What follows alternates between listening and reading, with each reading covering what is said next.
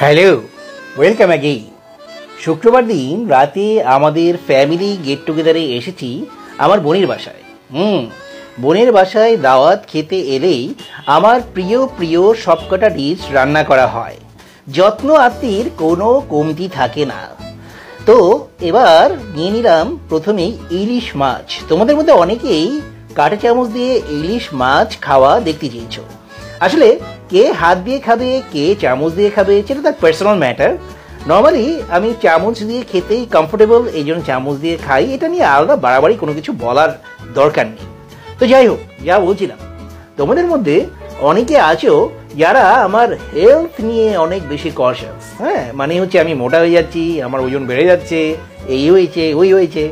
আসলে তোমাদেরকে সত্যি কথাটা বলি, আমার এক খুব জিগরি দোস্ত, মানে হচ্ছে খুব ক্লোজ ফ্রেন্ড, আমার বাসায় এসে আমার পারিবারিক পুরানো অ্যালবাম ঘেটে হঠাৎ করে একটা ছবি বের করে আমাকে দেখালো। এই দোস্ত, দেখ তো দেখি, এটা তুই নাকি?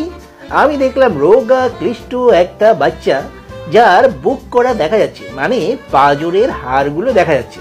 আমি তো নিজেই নিজেকে দেখে চিনতে পারছি না যে ছোটবেলায় আমি এত প্যাংটা সুটকা ছিলাম।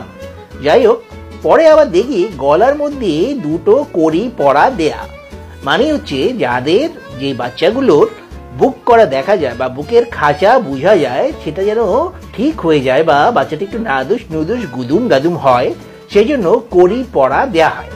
আমাকেও দেওয়া হয়েছিল, মা দিয়েছে বলে কথা।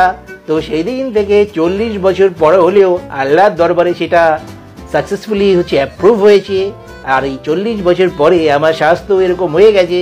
তো সেটা সেই কড়ি পরার বদৌলতে বর্তমানে আমার এই সুস্বাস্থ্যের অধিকারী আমি।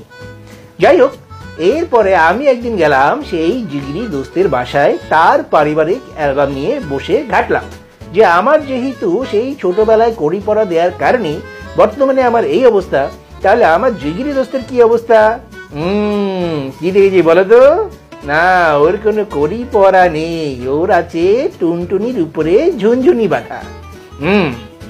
তোমরাও যারা আমার ভিডিও প্রথম থেকে শেষ পর্যন্ত মনোযোগ দিয়ে দেখো, কিন্তু ফলো বা সাবস্ক্রাইব করো না, আমরা কিন্তু তোমাদেরও ঝুনঝুনি বেঁধে দিব। এরপরে তোমরা যখন হাঁটবে বা ফেসবুকে আসবে, ওটা ঝুনঝুন করে উঠবে। আমরা বুঝবো যে তোমরা ভিডিও দেখো কিন্তু সাবস্ক্রাইব করোনি, ফলো করোনি। আর যারা ফলো করেছো, এই যে ডেজার্ট হিসেবে যে চকলেটটা খাচ্ছি, সবার জন্য এই চকলেট খাওয়ার দাওয়াত রইল।